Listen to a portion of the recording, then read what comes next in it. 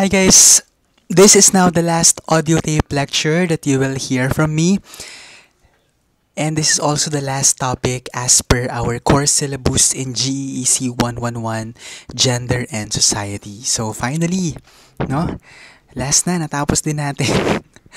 Okay, this one is entitled Using Gender Lens to Critic Programs and Projects, a culmination of the course Gender and Society. So, ito na yung last topic sa ating syllabus.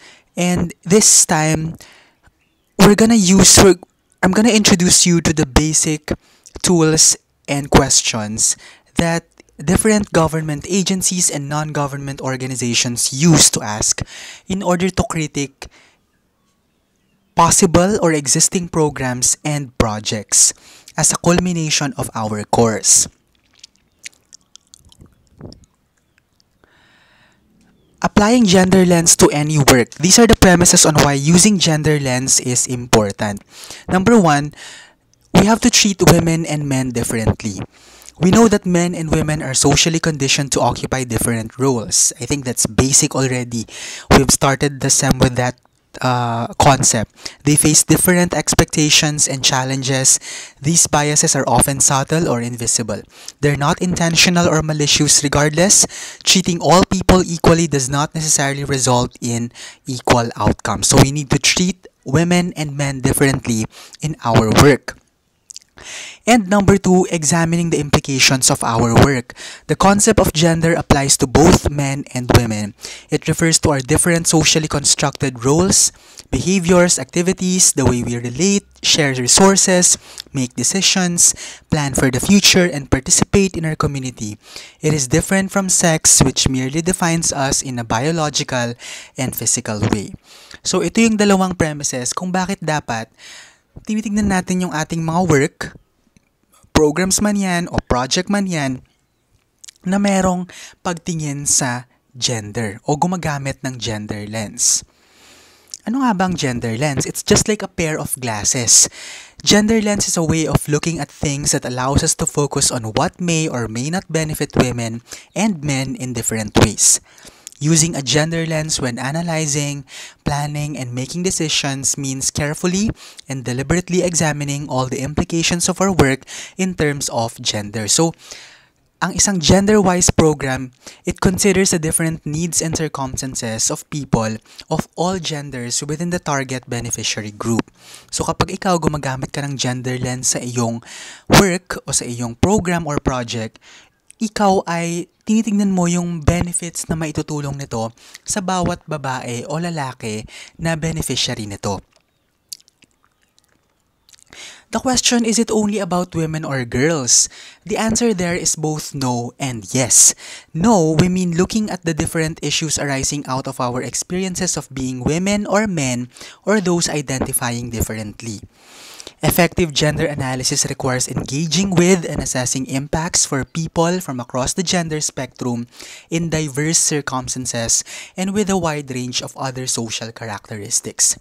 Pero at the same time, yes, kasi as the largest population of the excluded, no, and given its roots in the feminist movement, balikan natin yung historical oppression nila, gender lens analysis tends to emphasize understanding policies and programs primarily in terms of their effects on females. So both no and yes.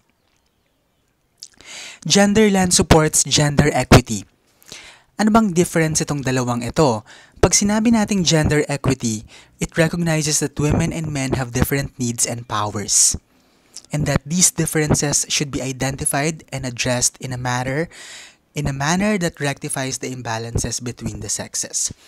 Samantalang ang gender equality naman, it ensures that females and males are treated equally, have equal access to opportunities, and benefit from them equally. So, magkaiba yung goal ng equity at equality. Ang gender lens, sumusuporta siya sa equity kung saan may magkaibang pangangailangan at oportunidad na dapat ibigay sa babae at sa lalaki. But, both gender equity and gender equality work hand in hand in our society. Or these goals are what we are going to. Gender equity, the report of Figuring out what works for girls in co-ed settings in 1993 says that leveling the playing field is more than simply opening more doors for girls and giving equal treatment to girls and boys. It is transforming the way we look at gender as it relates to girls and boys' development. So ito daw yung tatlong tatahakin nating landas sa gender equity. Equity of access, equity of treatment, and equity of outcome.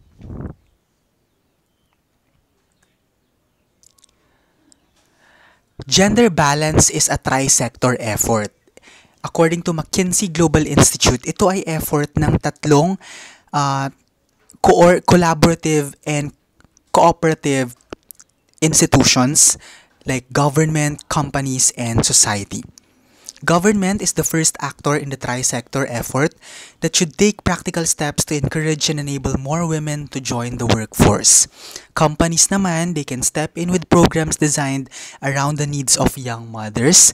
And society, the last tri-sector element, deeply rooted attitudes. Dapat baguhin nila ito kasi integral part ito in limiting the potential of women, and an investment in public awareness can ease the path for working women. Ultimately, measures that help promote gender balance directly improve the work-life balance of all employees, female and male. These factors can be crucial as today's top talent often weigh work-life balance more keenly than previous generators. When we talk about gender lens checklists, ang magtatanong tayo, we ask questions sa mga programs and projects. Pag ikikritik natin sila, titignan natin itong 4 na dimensions na to: culture, governance, projects and programs, and outcome and evaluation. It is impossible to prescribe all the questions your organization should ask itself in order to gain a better appreciation of the gender implications of your work. However, you can use the following areas as a starting point and tailor the questions to your own circumstances and aims. So, pwede mong baguhin depende sa nature ng program or project na ginagawa mo.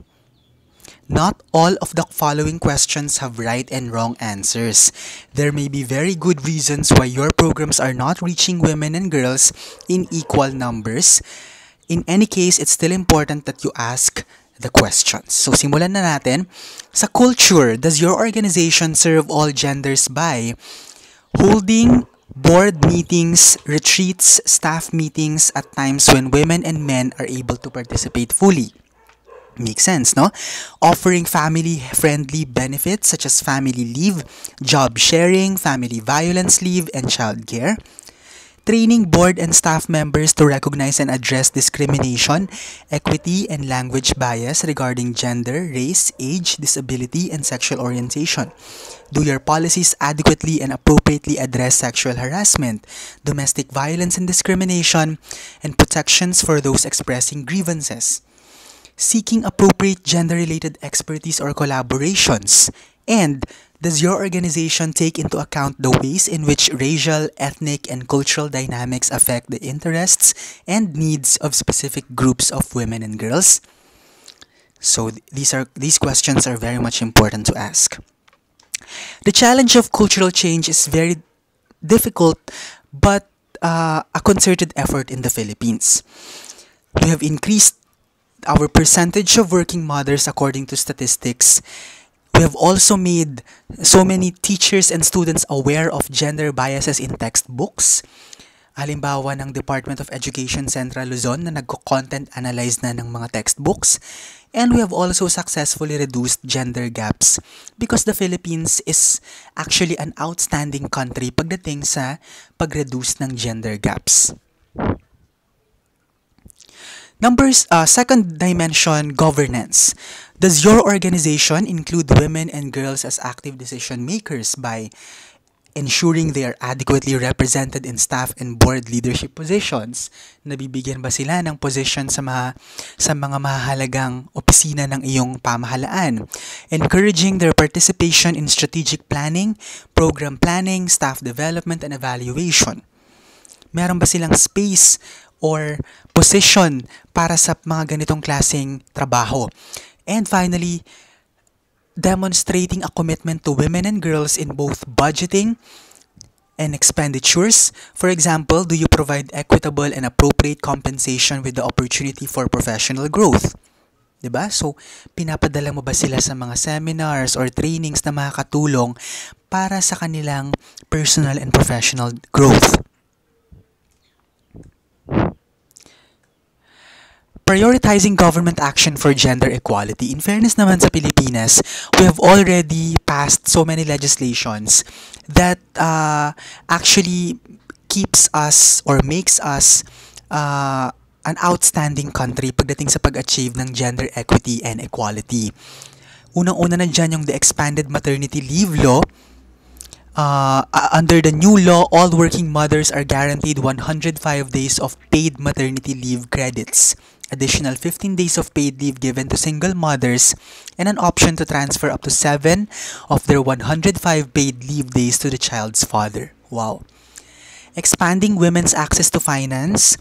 Marami na tayong mga microfinancing institutions na nagpapautang sa mga working mothers or sa mga babae na gustong magtayo ng kanilang sariling maliit na negosyo.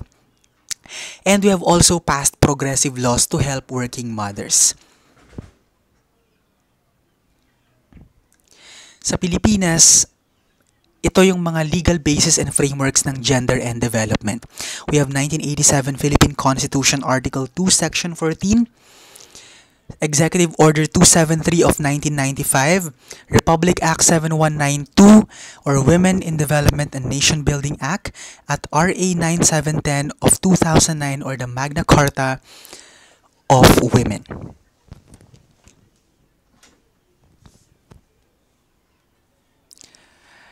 Ano ba ang ibig sabihin ng gender mainstreaming? Gender mainstreaming means incorporating women and men's issues, needs, and interests into the organization's policies, structures, processes, practices, plans, programs, projects, activities to be more responsive to their needs, interests, and to contribute to gender equality. So, sa madaling salita, palilitawin mo ang gender issues or gender lens sa iyong organisasyon o kumpanya para ma-incorporate mo yung mga pangangailangan at interests ng babae at lalaki. Okay, kaya siya mainstreaming, palilitawin, no? Sa Tagalog, pinalilitaw natin yung mga issues ng gender sa anumang trabaho na gagawin natin. Meron tayong ditong the gender journey, kung saan ma-achieve mo yung pagiging gender responsive, kung yun ang pinakamataas sa gender journey. Lahat naman daw tayo nagsisimula sa pagiging gender blind or gender negative, kung saan God is invisible or gender and development is invisible. Number 2, gender neutral. God is visible but not aware what it's all about. Pangatlo, yung gender aware, gender issues awareness but no responses or action. Gender sensitive, gender issues are felt and challenged but slight response but not put into action. And then finally, gender responsive.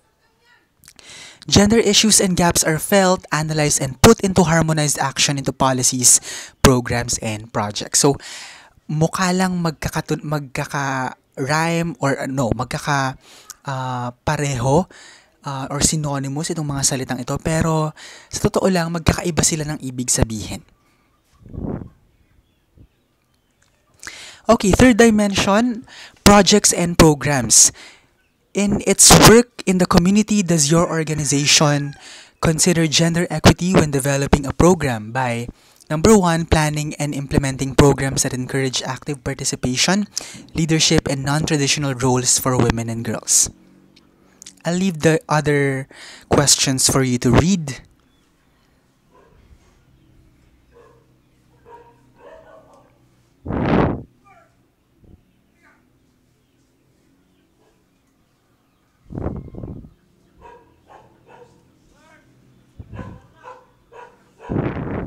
Ito pa yung mga ibang questions pagdating sa projects and programs.